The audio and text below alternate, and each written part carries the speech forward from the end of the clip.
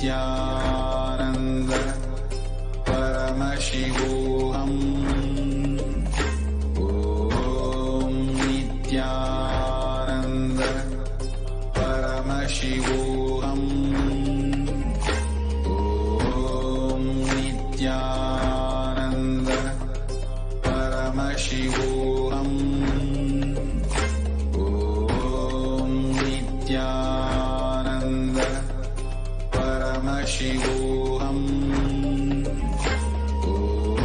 ॐ नित्यानन्द परमशिवोऽहम् ॐ नित्यानन्द परमशिवोऽहम् ॐ नित्यानन्द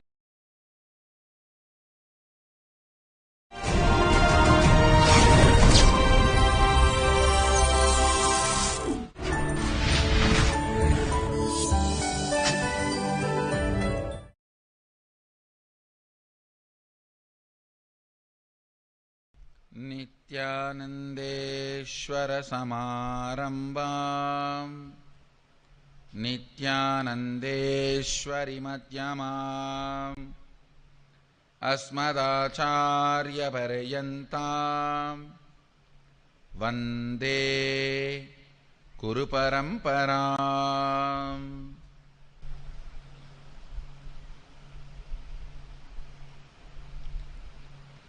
உங்கள் அனைவரையும் வணங்கி வரவேற்கின்றேன். இந்த எளிய நேரத்தில் கல்பதரு தியான சத்சங்கத்திற்காக இங்கு வந்திருக்கும் சர்வஞ பீட எஜமானர்கள், சத்சங்கிகள், ஸ்ரீமகன் மகந்த் மற்றும் அன்பர்கள், பக்தர்கள், சீடர்கள், நித்யானந்த தொலைக்காட்சி, ஷாலினி தொலைக்காட்சி, முகநூல் நேரடி ஒளிபரப்பில், சமூக வலைத்தளமான யூடியூப் நேரடி ஒளிபரப்பில், இருமுனை காணொளி காட்சி வழியாக பல்வேறு நாடுகளிலும் அமர்ந்திருக்கும் உங்கள் அனைவரையும் வணங்கி வரவேற்கின்றேன்.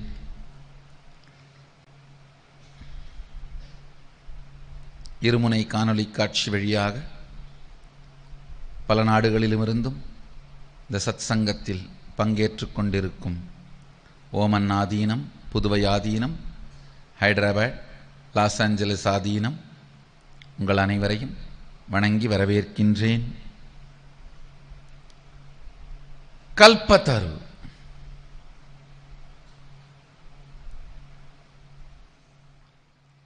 இந்த ஒரு வார்த்தையில் சொல்லப்பட்டிருக்கும் உண்மைகளையும் சத்தியங்களையும் உரைக்க முயற்சித்தாலே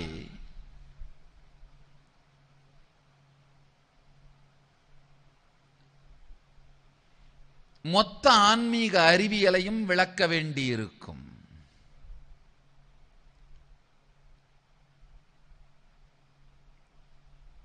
திருக்குறளை பற்றி சொல்லும் பொழுது ஒரு புலவர் சொல்வார், கடுகை துளைத்து 7 கடலை புகட்டி. கடுகை துளைத்து 7 கடலையும் அதற்குள் புகட்டி அழித்ததாக. இந்த வரியை படித்த உடனே ஔவைக்கு கோபம் வந்து விட்டது. ஔவை பிராட்டி சொல்கிறார், முட்டாளே, அணுவை துளைத்து 7 கடலை புகட்டி என்று சொல்கிறாள்.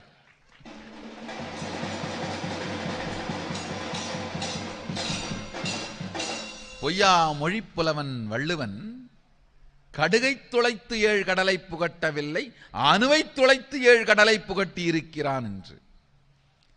இந்த கல்பதரு எனும் ஒரு வார்த்தைக்கு இந்த ஔவையின் விளக்கம் அருமையாய் பொருந்தும்.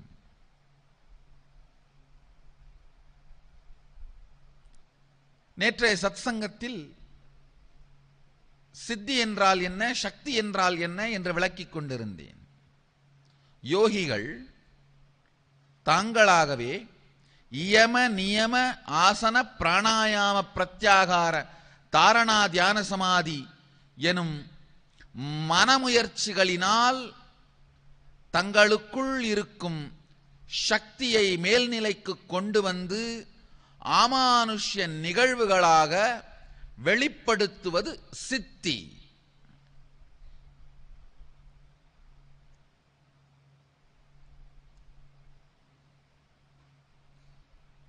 ஞானிகள் தங்களுடைய சுத்தாத்வைத சுகபோத இருப்பு நிலையாலே, சுத்தாத்வைத சுகபோத இருப்பின் ஸ்திரத்தன்மையாலே, சங்கல்ப மாத்திரத்தால் அமானுஷ்ய நிகழ்வுகளை வெளிப்படுத்துவது சக்தி. யோக கலையின்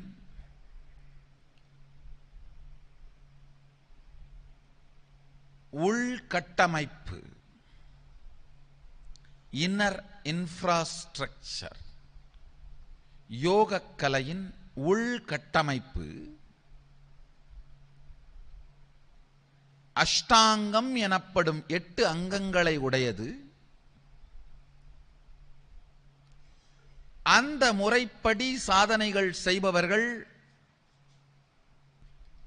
ஞானத்தை அடையும் வழியிலே இதுபோன்ற அமானுஷ்யமான நிகழ்வுகளை வாழ்விலே சந்திக்கிறார்கள். அதைத்தான் சித்திகள்னு சொல்றோம். இதுல ஒரு பிரச்சனை என்னன்னா, அந்த சித்திகளில் சிக்கிக்கொண்டு ஞானத்தை அடையாமலேயே வாழ்வை கழித்து விடுவதற்கான சாத்தியம் இங்கு இருக்கிறது. யோக சம்பிரதாயத்தில் பல நன்மைகள் உள்ளன, சில அபாயங்கள் உள்ளன. இது ஒரு முக்கியமான அபாயம். சுத்தாத்வைத ஜீவன் முக்த ஞான பரம்பரையில் இந்த தத்துவத்தின் உள்கட்டமைப்பே அனுபூதியில் இருந்துதான் அமானுஷ்ய நிகழ்வுகள் பொங்க முடியும், வெளிப்பட முடியும். சுத்தாத்வைத நிலையில் இருந்துதான் அமானுஷ்ய நிகழ்வுகள் நிகழத் துவங்கும். அதனாலதான் ஞானத்தை அடைவதற்கு முன்பாக வெளிப்படுகின்ற அமானுஷ்ய நிகழ்வுகள் சித்திகள், அடைந்த பின் சுத்தாத்வைத சுகபோத நிலையில் இருந்து வெளிப்படும் அமானுஷ்ய நிகழ்வுகள் சக்திகள். இரண்டிற்கும் மிகப்பெரிய வித்தியாசம் உண்டு. ஒவ்வொரு சம்பிரதாயத்திற்கும் ஒவ்வொரு உள் எண்ண கட்டமைப்பு உண்டு. இன்னர் மென்டல் இன்ஃப்ராஸ்ட்ரக்சர், உள் சித்த கட்டமைப்பு, உள் எண்ண கட்டமைப்பு, உள் மனக்கட்டமைப்பு. இதன் அடிப்படையே புரியாமல், சாத்திரங்களை பயிலாமல், பயிலவும் விரும்பாமல், பயில விரும்பாததை பெருமையாக கருதி கொண்டிருக்கும் சிலர், சித்திகளை வெளிப்படுத்தாதீர்கள், அது உங்களுக்கு நல்லதல்ல, நித்யானந்தர் செய்வது தவறு, சித்திகளை வெளிப்படுத்தாதீர்கள், அது உங்களுக்கு நல்லதல்ல என்கின்ற வார்த்தையை நானும் ஏற்றுக்கொள்கிறேன். ஆனால் நித்யானந்தர் செய்வது தவறு என்கின்ற வார்த்தை புரியாத்தனத்தினால் பேசும் முட்டாள்தனமான வார்த்தை. நித்யானந்தர் ஒரு காலத்திலும் சித்திகளை வெளிப்படுத்தவில்லை. அவர் சீடர்களுக்கும் சித்திகளை வெளிப்படுத்த கற்றுத்தரவில்லை.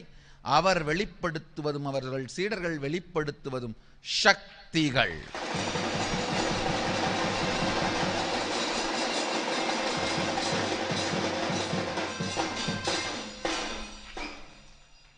சுத்தாத்வைதத்தின் சதாசிவன் நேரடியாக உபதேசித்து அருளிய ஆகமங்களில் அடங்கியிருக்கும் யோகபாத சம்பிரதாயம்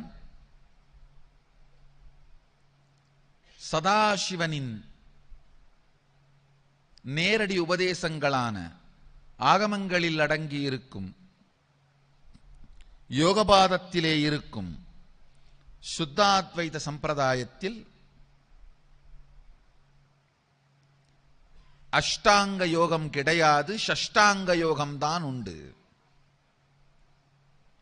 இந்த பாரம்பரியத்தில் ஞானத்தை அடையும் முன்பாக வழியிலே அமானுஷ்ய நிகழ்வுகள் நிகழ்வதில்லை. இந்த பாரம்பரியத்தின் என்ன உள்கட்டமைப்பே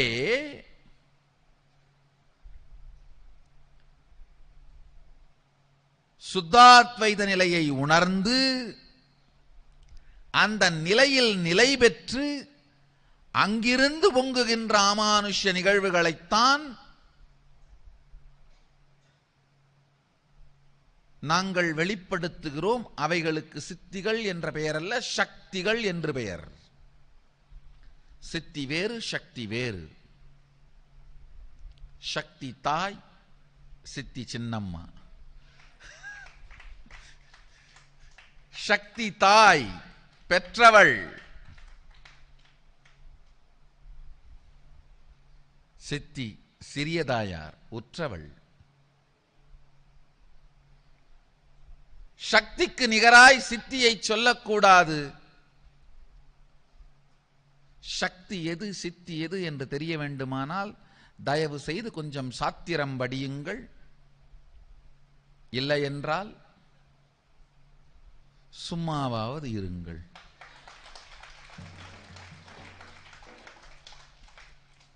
இருக்கின்ற பேரையெல்லாம் வம்புக்கு இழுக்காது.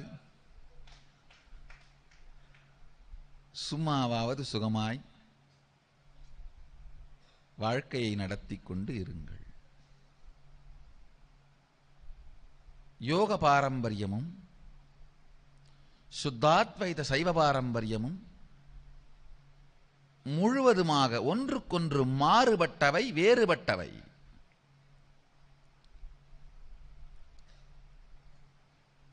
ஒவ்வொன்றிற்குமே அதற்கான நன்மையும் தீமையும் அந்தந்த பாரம்பரியங்களை வாழ்பவர்களுக்கு மட்டுமே தெரிந்த புரிந்த ரகசியங்கள்.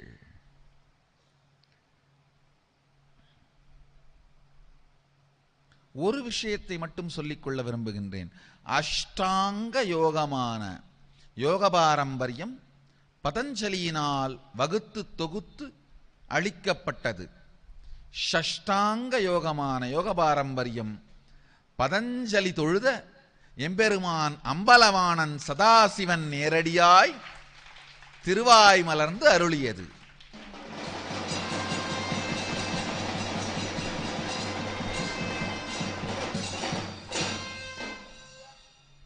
அம்பலவாணன் சிதம்பரநாதன் சதாசிவன் திருவாய் மலர்ந்து அருளிய ஷஷ்டாங்க யோகம் சுத்தாத்வைத சைவ சம்பிரதாயத்தின் சாரமான ஷஷ்டாங்க யோகமே என்னால் உலகத்திற்கு அளிக்கப்படுகிறது, பயிற்றுவிக்கப்படுகின்றது. இந்த சம்பிரதாயத்தில் ஞானமடைவதற்கு முன் சக்திகளோ சித்திகளோ வெளிப்படுவதில்லை.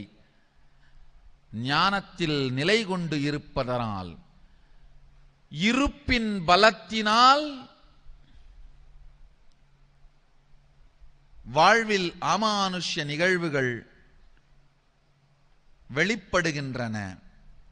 வலியின் பலத்தினால் வருகின்ற வலிமை சித்தி, வழிபாட்டின் பலத்தினால். வலி அல்ல, ஆழ்ந்து தெரிந்து கொள்ளுங்கள். வலியின் பலத்தினால் வரும் வலிமை சித்திகள்.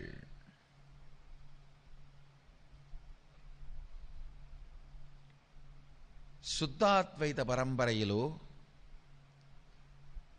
இறைவனோடு ஒன்றாய் இருந்து சுத்தாத்வைதமான ஒருமைத்தன்மையை உணர்ந்து சாயுஜ்ய நிலையில் நிலை பெற்று வரும் களியின் தன்மையால் வெளிப்படும் அமானுஷ்ய நிகழ்வுகள் சக்திகள். வலியின் வலிமையால் வெளிப்படுவது சித்தி, களியின் வலிமையால் வெளிப்படுவது சக்தி.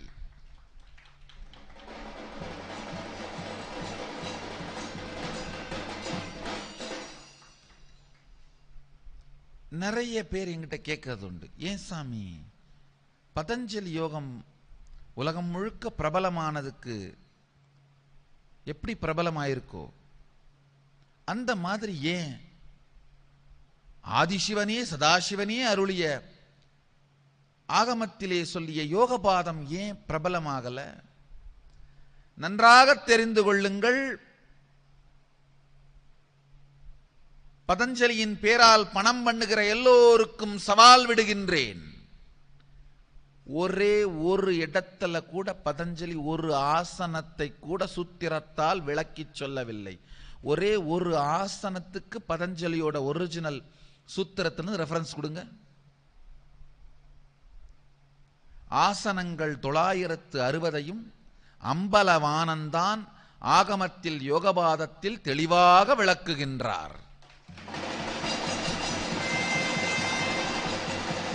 ரொம்ப தெளிவா செயல்முறையாக வலது கையை எடுத்து இடது காலின் மீது வைத்து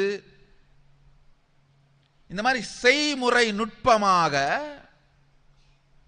இடது கை மூலமாக வலது நாசியை மூடி செய்முறை விளக்கமாக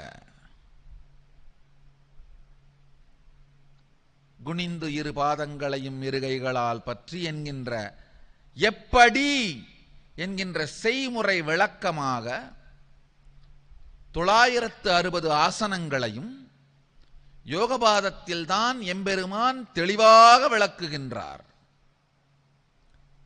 இத்துணை தெளிவாக எம்பெருமான் ஆகமத்திலே விளக்கி இருக்க ஏன் ஆகமத்தின் யோகபாதம் பதஞ்சலியின் யோகத்தை போல உலகம் முழுவதும் பரவவில்லை? ஏன் உலகம் முழுவதும் யோகம் என்றாலே பதஞ்சலியை மட்டுமே கோல் காட்டுகிறார்கள், அஷ்டாங்க யோகத்தை பற்றி மட்டுமே பேசுகிறார்கள்? காரணம் என்ன ஐயா?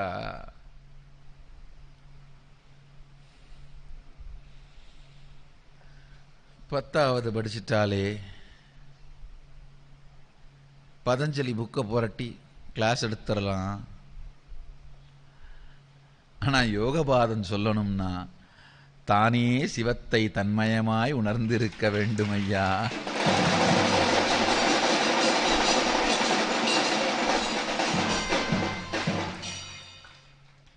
ஆசிரியர்களோ ஆச்சாரியர்களோ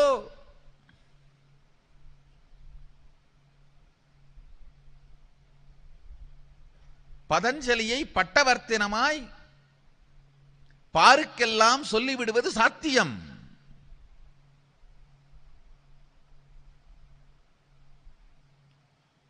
ஆசிரியர்களோ ஆச்சாரியர்களோ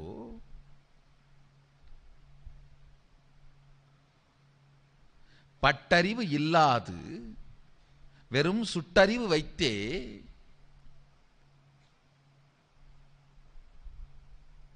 பாருக்கெல்லாம் பதஞ்சலியை பரப்புவது சாத்தியம். பட்டறிவு இல்லாது படிப்பறிவு வைத்தே பதஞ்சலியை பாருக்கு சொல்வது சாத்தியம். ஆனால் சதாசிவன் சங்கரனின் யோகபாதமோ தானே அனுபவித்து தன்மயமே சிவமயமாய் சுத்தாத்வைத நிலையில் இருக்க இருப்பின் வலிமையினால் தீட்சை அளிக்க மாத்திரமே ஆகமத்தின் யோகபாதம் அனுபூதி சத்தியமாய் மாறும். ஆகமத்தின் யோகபாதத்தில் அடிப்படையான தேவை தானே பூரணத்துவம் அடைந்த ஞானமடைந்த சித்தத்தை சிவன்பாலே வைத்து ஆண்பாலும் பெண்பாலும் அலிப்பாலும் கடந்து சிவன்பால் குடித்தவர்கள்.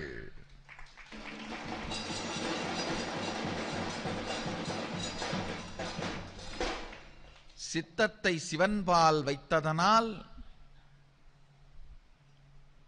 ஆண்பால் பெண்பால் அலிப்பால் எனும் முப்பாலும் கடந்து அப்பாலும் இருந்து சிவன்பால் குடித்த சித்தத்தினருக்கு சுத்தாத்வைத நிலையில் சிவனோடு நின்றிருக்கும் நிலையில் இருப்பவர்களால் மட்டும்தான் சுத்தாத்வைதத்தில் தீட்சை அளிக்க முடியும். அந்த தீட்சை சக்திபாதம் எனும் தீட்சை சுத்தாத்வைத சம்பிரதாயத்தின் அடிப்படை. யாரால் அந்த தீட்சையை அளிக்க முடிகின்றதோ அவர்களால் தான் இந்த சக்தியை வெளிப்படுத்தவும், சக்திகளை வெளிப்படுத்தும் அறிவியலை வெளிப்படுத்தவும், சக்திகளை வெளிப்படுத்தும் அறிவியலை வெளிப்படுத்தி நெறிப்படுத்தவும், சக்திகளை வெளிப்படுத்தும் அறிவியலை வெளிப்படுத்தி நெறிப்படுத்தி நடைமுறைப்படுத்தியும் ஆக்க முடியும்.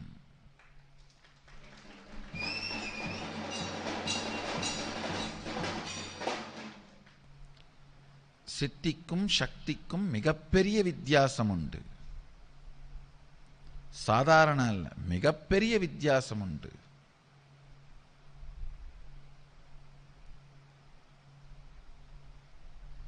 சித்தி வலியின் வலிமையால் வருவது, சக்தி சத்குரு ஞானத்தால் அளிப்பது.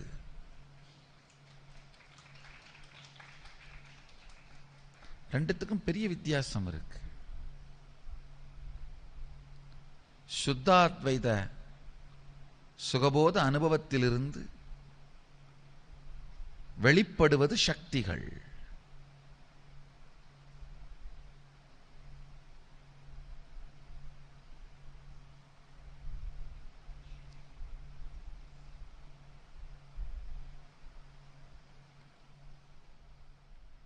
மிகத் தெளிவாக எம்பெருமான் ஆகமத்தில் விளக்குகின்றார். சிவோகம் எனும் அனுபூதி நிலைக்குள் நிலை பெற்று இருப்பவர்கள்தான் முதல் நிலை சிவதீட்சை கூட அளிக்க முடியும். சிவோகம் எனும் உணர்வுடன், எண்ணத்துடன் அல்ல, பாவனையுடன் அல்ல, உணர்வுடன் அனுபூதியுடன் சந்தனத்தை 2 கைகளிலும் ஏந்தி சிவதீட்சை துவங்கவும் சொல்றாரு.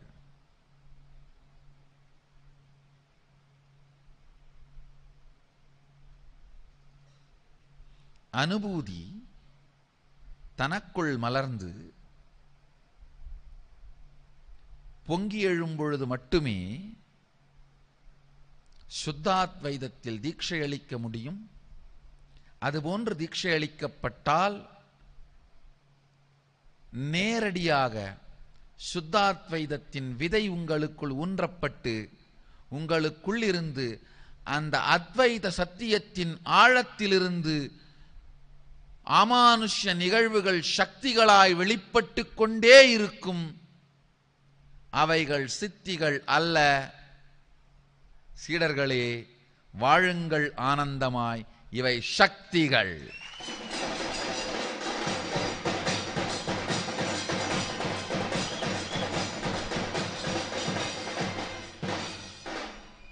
நம் பக்தர்கள் எல்லோருக்கும் நான் சொல்ல விரும்புவது, எக்காரணம் கொண்டும் உங்கள் ஜீவன் முக்த பாதைக்கு தடையாயிருக்கும் எதையும் அனுமதிக்கவும் மாட்டோம். மற்றவர் அனுமதிக்கவும் மாட்டோம்.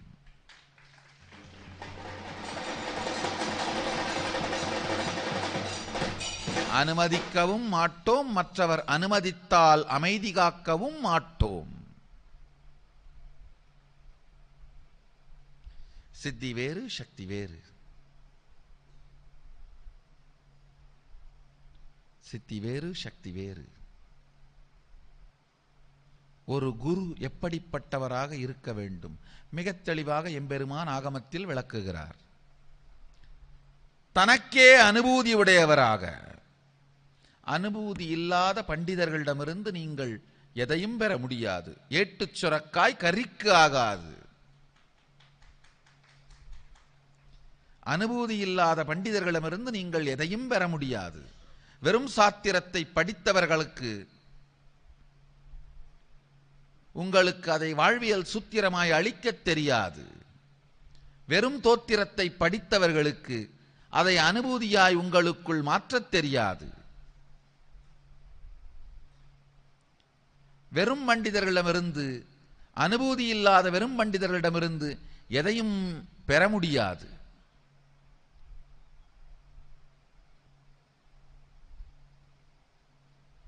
ஆத்ம பிரமாணம் தன்னுடைய அனுபூதியை தெளிவாக உணர்ந்தவராய் இருத்தல் வேண்டும். அடுத்தது, வெறும் அனுபூதி பத்தாது, வெறும் அனுபூதி போதாது. சாஸ்திர பிரமாணம், முன்னோர்கள் அவர்களுடைய ஆத்ம பிரமாணங்களை எல்லாம் வகுத்து தொகுத்து நெறிப்படுத்தி நமக்கு அளித்திருக்கின்ற சாஸ்திர பிரமாணம், தன்னுடைய ஆத்ம பிரமாணத்தை சாஸ்திர பிரமாணத்தோடு ஒத்து இரண்டையும் தெளிவாக வெளிப்படுத்தப்படும் சத்தியங்களையே சாட்சி பிரமாணமாக மாற்றுபவரே குரு.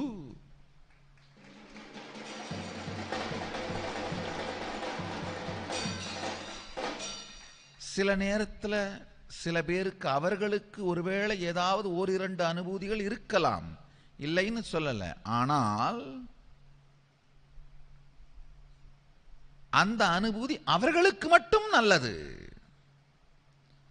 அதை உலகத்திற்கு கொடுப்பதற்கு அவர்களுக்கு எந்த உரிமையும் கிடையாது. ஏனென்றால் மற்றவர்களுக்கு அது நல்லதா கெட்டதா என்று அவர்களுக்கு தெரியாது. அவர்களுக்கு மட்டும் உணவாக இருக்கின்ற ஒன்று மற்றவர்களுக்கு விஷமாகவும் வாய்ப்புண்டு. உதாரணத்துக்கு, ஒரு குரு அவருடைய தேடுதல் காலத்தில் அசைவ உணவு இல்லாமல் மது மாமிசம் இரண்டையும் விட்டு, ஒருவேளை கிடைக்காத காரணத்தால் கூட இருக்கலாம், விட்டு ஏதோ சில யோகங்களை பயின்றார். ஏதோ ஒரு இடத்தில் அவருக்கு ஏதோ ஒரு அனுபவமும் கிடைத்தது. அதை நேரடியாக உலகத்திற்கு சொல்ல ஆரம்பிக்கும் பொழுது அவர் பயின்ற சில யோகங்களையும் கிரியைகளையும் மட்டும்தான் சொல்வாரே தவிர, மதுமாமிசங்கள் இல்லாமல் இருந்தது அவருக்கே தெரியாமல் நடந்த செயல் என்பதனால் அது ஒரு முக்கியமான தேவை என்பதை மற்றவர்களுக்கு சொல்லித்தர மறந்து இருக்கும் வாய்ப்புண்டு. அது ஒருவேளை தேவையில்லாத விதி என்று நினைக்கவும் வாய்ப்புண்டு.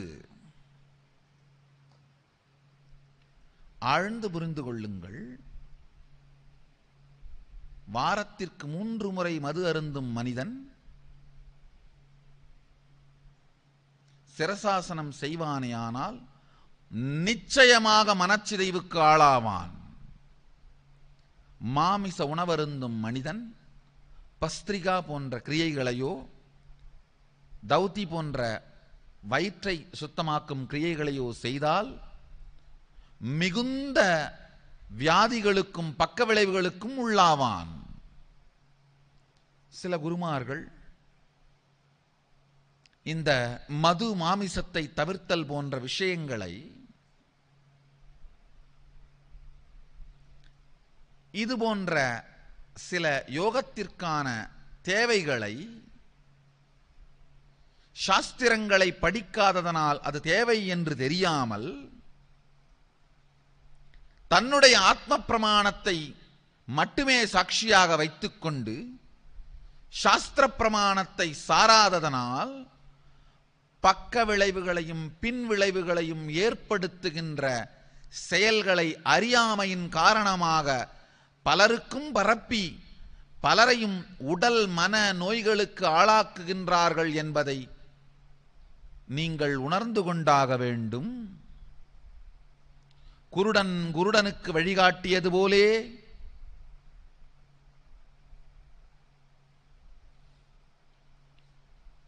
ஒருவேளை அவர்கள் அனுபூதியை பெற்றிருந்திருக்கலாம். ஆனால் எந்தெந்த முறையில்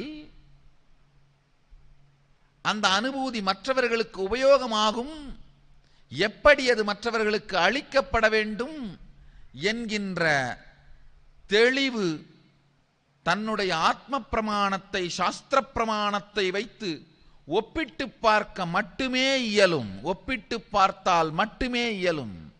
சாஸ்திர பிரமாணம் எனும் அமிலத்தை வைத்து ஆத்ம பிரமாணத்தை முழுமையாக உருக்கி பார்த்தாக வேண்டும். தங்கத்தை புடம்போடுவது போல சாஸ்திர பிரமாணத்தின் மூலமாக ஆத்ம பிரமாணத்தை புடம்போட்டு எஞ்சிய சுத்த தங்கம்தான் சாட்சி பிரமாணமாக மக்களுக்கு அளிக்கப்பட வேண்டும். சாஸ்திர பிரமாணத்தால் புடம்போடப்படாத தங்கம் சில நேரத்தில் பங்கமாய் போய் முடியலாம்.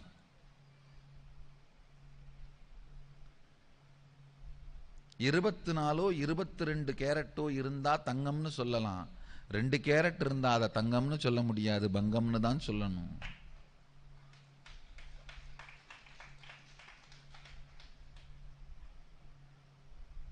தங்கம் 2% தகரம் 98% இருந்தா அதை தங்கம் என்று சொல்ல முடியாதப்பா, பங்கம் என்றுதான் சொல்ல வேண்டும்.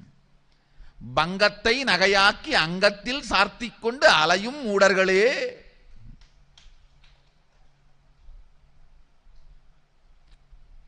என் அங்கத்தில் இருக்கும் தங்கத்தை மட்டுமே விமர்சிக்க தெரிந்த மூடர்களே,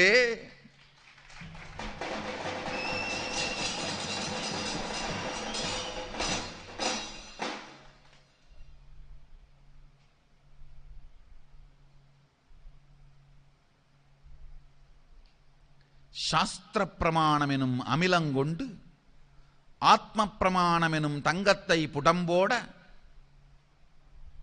பொங்கி வெளிவரும் சுத்த தங்கத்தை மாத்திரம், சொக்கத்தங்கத்தை மாத்திரம்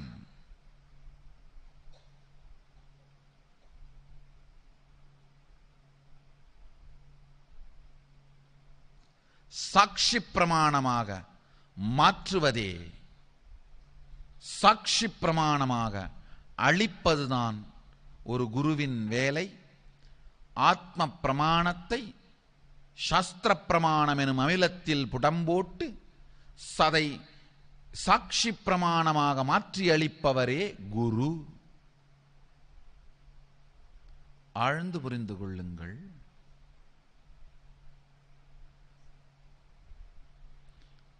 வெறும் சாஸ்திர பிரமாணம் மட்டுமே தெரிந்த, ஆத்ம பிரமாணம் தெரியாத, ஆத்ம பிரமாணம் இல்லாத பண்டிதர்களிடமிருந்தும் கற்றுக்கொள்ள முடியாது.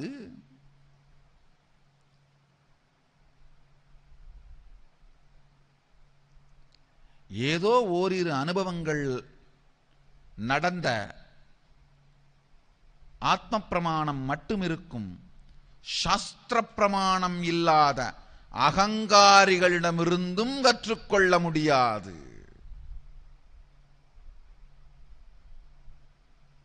காரணம் என்னன்னா, எந்த சூழலில் அவர்களுக்கு அனுபூதி விபத்தாக நடந்ததோ அந்த சூழலை, அதே சூழலை மற்ற எல்லோருக்குள்ளும் உருவாக்கச் செய்கின்ற அறிவியல் அவர்களுக்கு தெரியாது. ஏனென்றால் அவர்களுக்குள்ளேயே அது விபத்தாகத்தான் நடந்தது. விபத்தாய் நடந்தோரிடம் இருந்து சென்று கற்பது அபத்தாய் முடியும்.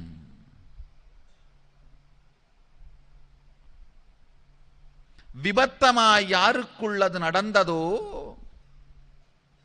அவர்களிடமிருந்து சென்று கற்பது அபத்தமாய் முடியும். விபத்தாய் நடந்தாலும் அதன் அறிவியலை உற்றாய்ந்து சாஸ்திர பிரமாணத்தை சற்றாய்ந்து முழுமையாய் உணர்ந்து உங்களோடு பகிர்ந்து கொண்டால் அது உங்கள் வாழ்க்கையை மலரச் செய்யும். தயவு செய்து எந்த ஆன்மீகம் சார்ந்த கலைகளாயினும் சரி, யோகமாகட்டும், ஜோதிடமாகட்டும், வாஸ்து ஆகட்டும், சித்தா மருந்துகளாகட்டும், ஆயுர்வேத மருந்துகளாகட்டும், இந்திய ஆன்மீகம் சார்ந்த எந்த கலையாகட்டும், தயவு செய்து ஆழ்ந்து கேளுங்கள். தயவு செய்து மூல சாத்திரங்களை முழுமையாய் படித்தவர்களிடமிருந்தும் தன் அனுபூதியை உணர்ந்தவர்கள், இந்த 2 தகுதியும் உடையவர்களிடமிருந்து மட்டும் தயவு செய்து கேளுங்கள். பல பேர் என்கிட்ட வந்து கேட்கறது உண்டு, ஜோதிடம் உண்மையா? நான் சொல்றது உண்மை, இது பெரிய அறிவியல். இப்ப யார்கிட்ட போலாம்? ஒரே விடை, எந்த ஜோதிடரிடம் செல்லலாம், எந்த வாஸ்து அறிஞரிடம் செல்லலாம், எந்த நியூமராலஜி கலைஞரிடம் செல்லலாம் என்று என்னிடம் கேட்கும் எல்லோருக்கும் நான் அளிக்கின்ற ஒரே விடை, ஆழ்ந்து கேட்டுக்கொள்ளுங்கள். யாரெல்லாம் அந்த கலையின் மூல சாத்திர நூல்களை கற்று உங்களுக்கு மூல சாத்திர நூலை மேற்கோள் காட்டி உங்களுக்கு உரிய அறிவுரைகளையும் ஆலோசனைகளையும் வழங்குவதற்கு தெளிவுடையவர்களாக இருக்கிறார்களோ அவர்களிடமெல்லாம் என்று சென்று ஆலோசனைகளை பெற்று பலன் பெறுங்கள்.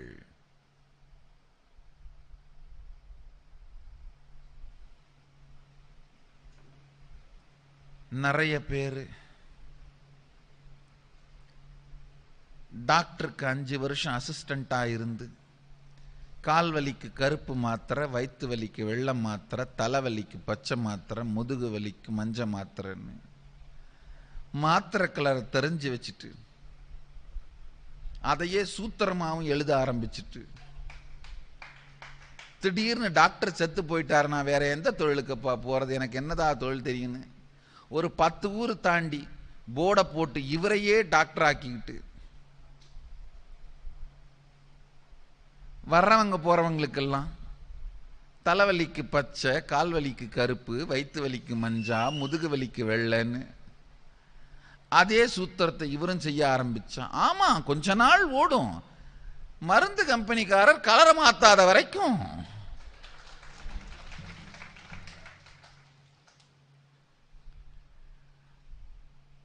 மருந்து கம்பெனிக்காரங்க மருந்தோட சாயத்தை மாத்தனா இவர் சாயம் வெளுத்து போயிரும்.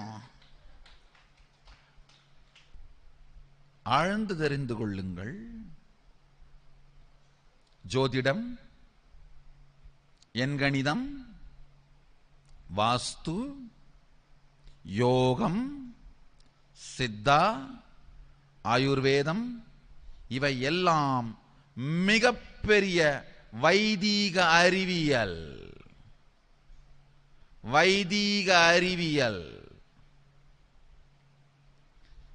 யாரெல்லாம் மூல சூத்திரங்கள், மூல சாத்திரங்களை சொல்லி அதை சார்ந்து உங்களுக்கு ஆலோசனைகளையும் அறிவுரையையும் அளிப்பதற்கு சக்தி உடையவர்களாக, தெளிவுடையவர்களாக, புத்தி உடையவர்களாக இருக்கிறார்களோ அவர்களிடமிருந்தெல்லாம் பலனை பெற்றுக் கொள்ளுங்கள். தன்னுடைய அனுபூதியை, ஆத்ம பிரமாணத்தை சாஸ்திர பிரமாணம் எனும் அமிலத்தால் புடம்போட்டு புடத்தில் எஞ்சியிருக்கும் சுத்த அனுபவத்தை, சுத்த பிரமாணத்தை சாட்சி பிரமாணமாக உங்களுக்கு அளிக்க வல்லவர்களே குரு. ஐயா, ஒரு விஷயம் சொல்றேங்க. இந்து மதத்திலே யாருமே எதுவுமே புதுசா எதையும் கண்டுபிடிக்க முடியாது, தேவையும் இல்லை. சதாசிவனை விடவும் இவர்கள் வாழ்க்கையில் பெரிதாக எதையும் சாதித்து விடவில்லை. சாஸ்திரங்கள் வேண்டாம் என்று ஒதுக்கிவிட்டு தன் அனுபூதி மாத்திரமே பிரமாணம் என்று நினைத்து யோகத்தையும் ஞானத்தையும் உலகத்திற்கு அளிக்க முயற்சிப்பவர்கள் அவர்கள் அறிந்தோ அல்லது அறியாமலோ மனித இனத்திற்கு மிகப்பெரிய கொடுமை செய்து மக்களுக்கு பல்வேறு விதமான உடல் மன வியாதிகளையும் பிரச்சனைகளையும் உருவாக்கி கொண்டிருக்கிறார்கள். எந்த யோகத்துக்கும், யோகா வகுப்பு, யோகா கிளாஸஸ், தியானம் கிளாஸ், மெடிடேஷன் எங்க போனீங்கன்னாலும் சொல்லித் தருபவர்களிடம் நீங்கள் கேட்க வேண்டிய முதல் கேள்வி, எந்த சாத்திரத்தின் அடிப்படையில், எந்த சாஸ்திர பிரமாணத்தின் அடிப்படையில் இந்த சத்தியங்களை எங்களுக்கு சொல்லித் தருகிறீர்கள்? எந்த சாஸ்திரத்தை பிரமாணமாக வைத்தும் அவர்கள் சொல்லித் தருகின்ற விஷயங்கள் இல்லை என்று சொன்னால், அவர்களுடைய சொந்த அனுபவம் மட்டும்தான் என்று சொன்னால், நீங்கள் சாப்பிடுவது காக்கா பிரியாணியாக இருப்பதற்கு வாய்ப்புகள் அதிகம்.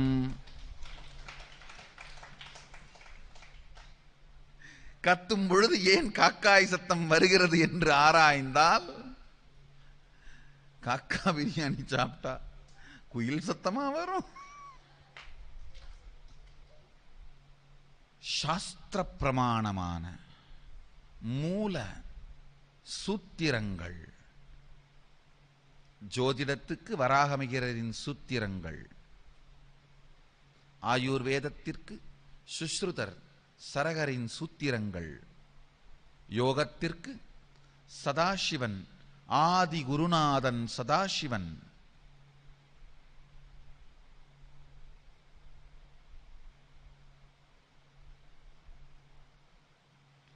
ஆகமங்கள் மூலமாக அருளிய யோகபாத சூத்திரங்கள்,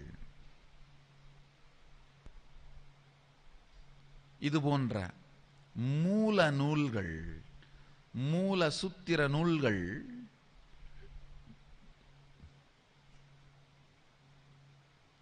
சாஸ்திர பிரமாணங்கள், இவைகளை சார்ந்து ஞானத்தை உங்களுக்கு அளிப்பவரிடமிருந்து மட்டுமே கற்றுக்கொள்ளுங்கள். அவைகளை சார்ந்தே உங்கள் ஆன்மீக வாழ்க்கையை அமைத்துக் கொள்ளுங்கள். அவைகளை சார்ந்தே உங்களுடைய வாழ்க்கையை மலர வைத்துக் கொள்ளுங்கள். சாஸ்திர பிரமாணத்தை வைத்து ஆத்ம பிரமாணத்தை புடம்போடும் போது வரும் சுத்த பிரமாணம் மற்றவர்களுக்கு சாட்சி பிரமாணமாக எடுத்துச் சொல்லப்படும் பொழுதுதான் ஞானம் மலர்கிறது. சுத்தாத்வைத சைவம் அனுபூதியாக மாறுகின்றது. இந்த சுத்தாத்வைத சைவத்தின் அறிவியலே கல்பதரு அறிவியல்.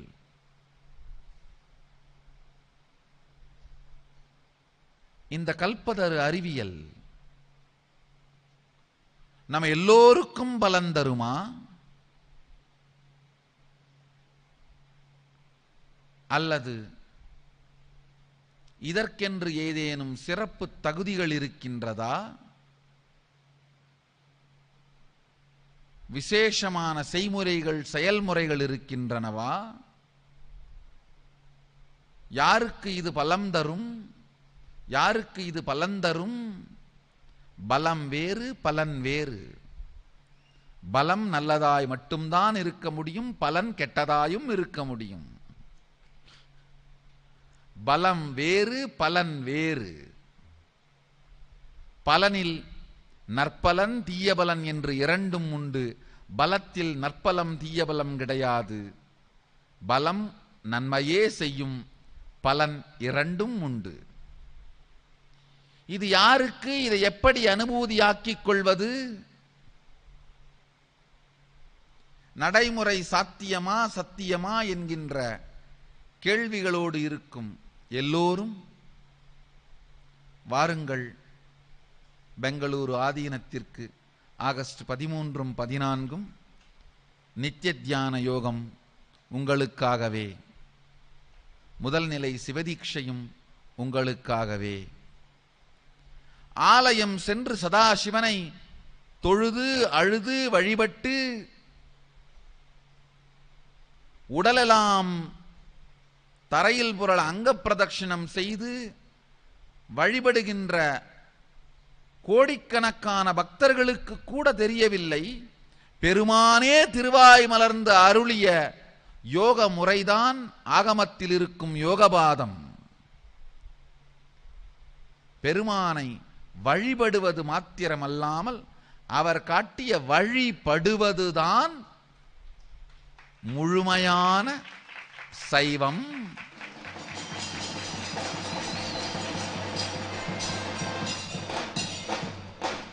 சிவனை வழிபடுவது மட்டுமல்ல, சிவன் காட்டிய வழிபடுவது.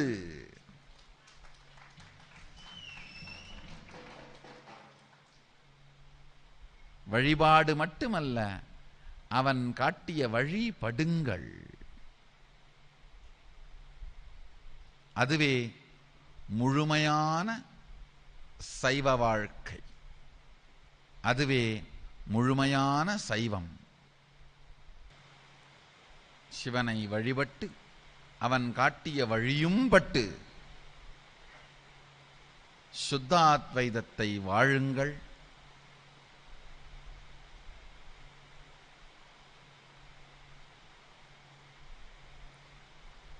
இன்றைய சத்சங்கத்தின் சாரம் ஆத்ம பிரமாணமும் சாஸ்திர பிரமாணமும் கற்றவர்களிடமிருந்து மட்டுமே சாட்சி பிரமாணமாக ஞானத்தை பெற்றுக் கொள்ளுங்கள்.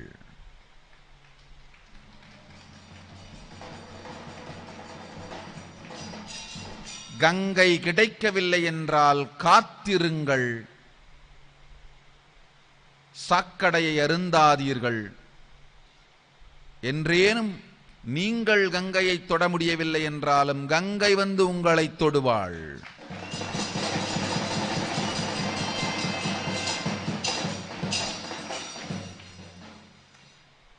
கங்கையை தொட முடியாத காரணத்தால் சாக்கடையை குடித்தால் சீக்கடையில் வீழ்வீர்கள்.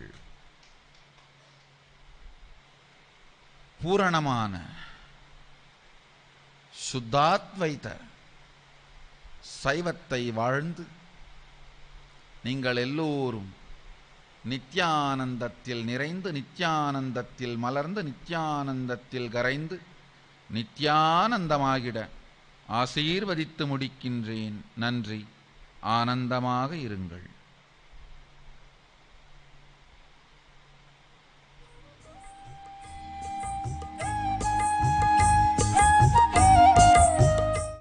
நித்யானந்த பீடம், பெங்களூரு ஆதீனம், ஆஃப் மைசூர் ரோட், பிடதி, பெங்களூரு.